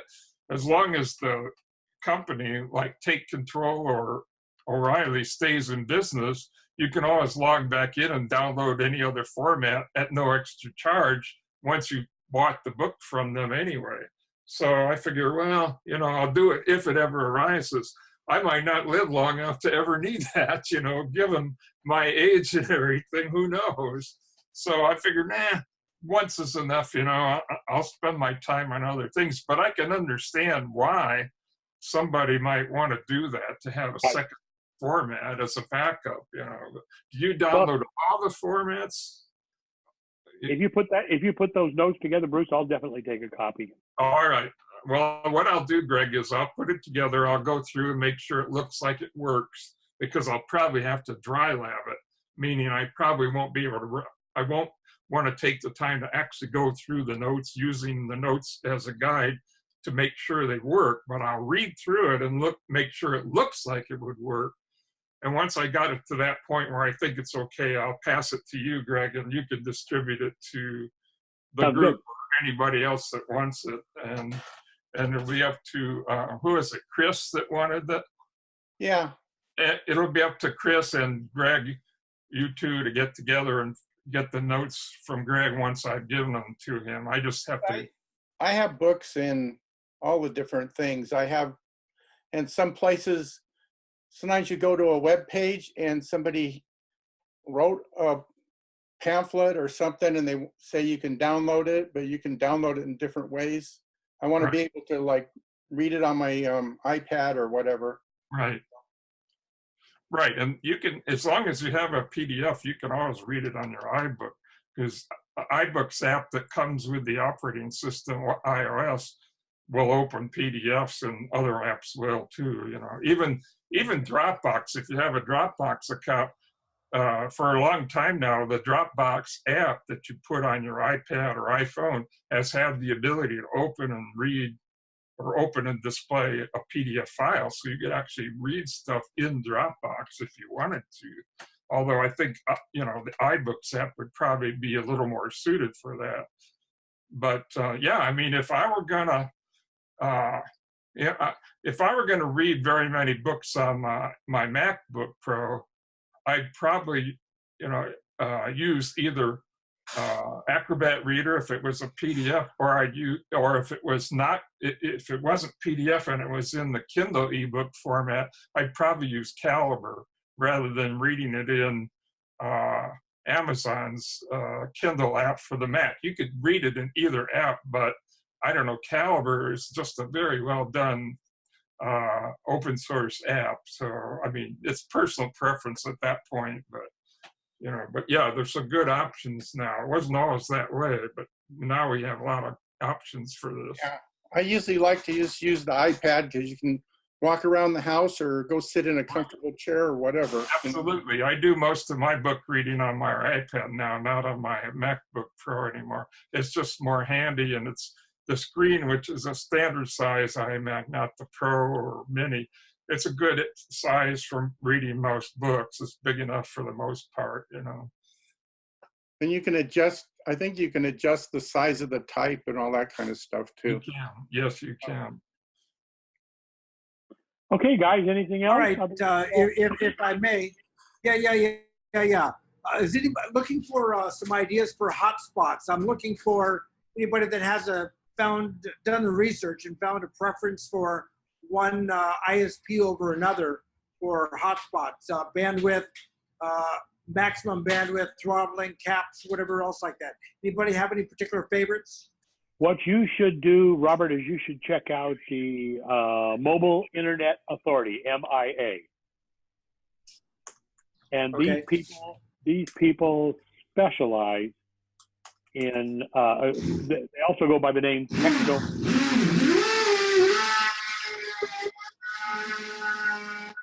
They also go by the name Technomadia, and they live and work full time. 50% of their time is spent on their boat.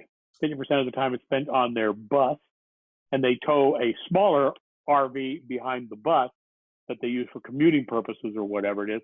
But both Cherie and I can't think of his name. Both of them have been IT professionals, and they're like the #1 RV related whatever for anything dealing with cellular or Wi-Fi. And they're really nice people. They have great documentation, great books. They'll answer almost anything, and then you can sign up if you want to get on their newsletter and all that kind of stuff. Mobile Internet Authority, MIA. All right, Sounds like I will check it up.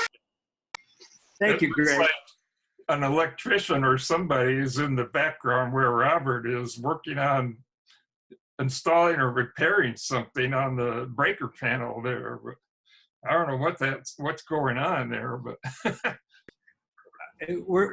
we're a day or two away from opening a new gas station that we've been building.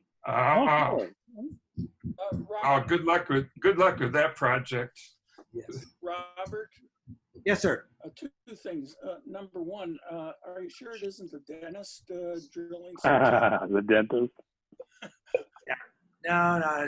Somebody's just trying to make some noise, do some drilling. It's all good. Second thing, I had a question for you. I sent you a chat message, but apparently you didn't see it. On that SD card you were showing us with the extra pin, is that extra pin for some sort of parity checking, or is it just for security, or what? It might just be for security. It might be just to make it non-compatible. I know that it's a proprietary format, and nobody's really done the research. We've just learned that don't bother trying to turn a standard, don't try to use a standard one. It isn't going to work, and don't play with this one too much, you'll break and have to buy a new one. And then also, Greg, afterwards, can you stick around for a few minutes? Sure. Okay. All right, guys, thanks a bunch.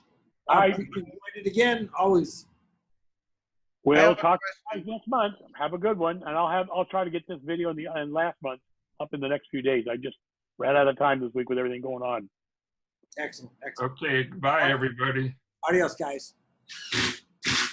Bye, guys. Bye, Bruce. I have a question. Go ahead. This is the first time I've used Zoom, so when I log out, where do I save it? Do I save it on my bookmarks, or do I save it in my doc, or how do I save it? Well, since by default it should have installed the application in your application folder, Chris. So the next time I send the link out, all you gotta do is click on the link and you should be up and running. That's it. Okay, cool. All right. Hey, enjoy. We'll look forward to being in your state here in a couple of weeks. Take care. Okay. Bye. Bye-bye. Where is Chris located? Utah, Ah, okay. 100 miles south of Salt Lake. Oh, okay. Yeah, I used to live in Orange County, but my wife wanted to move, so that's where we ended up. That's why she's in Washington. Well, she's in Idaho right now. Well, she went to go to a conference for one of her hobbies. So Okay, cool. Oh, cool. then I was going to move to Washington, and so I bought a place there, and then my kids all went to Utah, and my wife wants to be where the kids are, so then we bought a place over there, so then we ended up with 2 places, so I don't know. Well, my place, I can move around. It's on wheels. Yeah. On the front yard. So I don't know. I keep thinking I need to sell one of them, but I can't decide which one, so. Well, if home is where the heart is, then you have a broken heart. Yeah. Well, my house in Washington has beautiful scenery. My house in Utah is a nice big house, so I got all kinds of junk. So if I had to move to the smaller house, I'd have to get rid of a lot of my junk. So I don't know. Whereabouts in Washington are you, Chris? What? Whereabouts in Washington? It's next to a city called Vancouver, but it's not Vancouver, Canada. It's Vancouver, Washington. Right, I've been there before. Yeah. Yeah. Cool. But it's not actually Vancouver. It's a smaller suburb from there. Okay. They're right along Columbia River. Pretty up there right now. Well, it's pretty up there all the time. Yeah. People My said it rains all the time, but I've been there lots of times when it wasn't raining. So. Yeah, same here. We've been there lots of times when it doesn't rain. You know, I mean, last year, my wife and I, with 21 others, drove our RVs to Alaska. Yeah. So we spent a couple of weeks getting up to,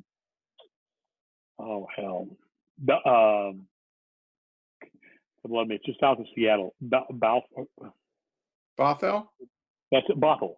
Yeah. We met up in Bothell, and we were there for 3 days talking about what we were going to do. And then we drove up through BC and into Yukon, then into Alaska, and then on the way back, stopped. Well, they came back. We broke down in Williams Lake, British Columbia, and had to have our Mercedes, had to have the motorhome towed for 5 hours. But they took care of us, so that worked out well. So, but it was a great trip. It was a great trip, and we had a great time. And we got rain. Oh, the farther up north you go, the more rain you got. But you'd get rain, and then it would be sunny the next day, and then rain, and sunny the next day. And it wouldn't be horrendous rain this time of year, so it was okay. Kept everything nice and green. If they didn't have the rain, they wouldn't be as green. So it's True. pretty green You win at one end, you lose at the other, so you can't have everything. there. Yeah. All right, guys. Good talking to you all. Okay, Greg. Yeah, go ahead. What I want to talk to you about, you had mentioned that you were having issues you thought were associated with the aluminum wiring in your house acting as a Faraday shield. Yes, Consider this: copper is more conductive than aluminum. I know. So you would have, if it was related to the wiring, you'd have more of a problem with copper. But here's another thought for you. I'm going to ask you a couple questions. Does your house have any aluminum studs? No. Too old before they start doing that. That would be a real nightmare. Is your house old enough that maybe you have a metal lath in the wall? Not that I'm aware of. It's about 45 years old. Oh, okay. Then it's too new for metal lath. Right. I think it's just they used to use that for when they did the plaster wall instead of drywall. Well, as far as I know, it's just a chicken wire. Chicken wire will act as a Faraday shield. Yep. So that's probably part of it right there. Yeah. that's probably more of it than the wiring, I would think. Well, I'll probably, like I said, if we're down here in this room, it's not too much of an issue as long as the Wi-Fi is working, because with Wi-Fi call-in enabled, that solves the problem right there. Oh, yeah, I was just sort of curious about that, because that was sort of a weird statement that you made about the. Well, in the motorhome, I've got a Wi-Fi on a suction cup, believe it or not, antenna. That if I'm somewhere where Wi-Fi exists, I don't bother putting it out. If I can't stand outside and see a Wi-Fi signal, I don't bother. But if I am getting a Wi-Fi signal, because a lot of these parks you'll pull into them, and it's Wi-Fi for the first 100 feet or so, and then it's terrible after that. But I've got this suction cup antenna that mounts on the side of the RV and runs a USB cable inside to a repeater, and that solves the Wi-Fi problem. And then for telephone, I've got a small little mini mag mount up on the one part of the RV that is metal, the cab area. And if I get somewhere where the cell signal is just plain weak, I've got a 20-foot extension pole with a Wi-Fi booster and another antenna, and I put that in a couple of broomstick holders that are mounted on the side of the RV and get that up about 10 feet above the RV. And that seems to work pretty good. I got an A/B switch inside my tech cabinet where I can switch from the little antenna to the big antenna, depending on which one. And we didn't have it all hooked up last year. The little antenna was up on the roof of the motorhome, and somehow it fell apart on the trip. So this time I've got one that I can reach, and I've got the bigger antenna. Of course, we'll be mostly in the U.S. We'll only be in Canada for about 6 days. But we'll be mostly in the U.S., and we'll see what the reception's like. But now I've got 2 or 3 apps that show you what cell coverage is like and stuff like that, so I can plan ahead a little bit. Not a big deal. Sounds good. All right, guys, I got to get going, so we'll talk to you all later. Okay. Take care. Good trip. Thanks. We'll talk to you before then. Take care. Good. Bye-bye.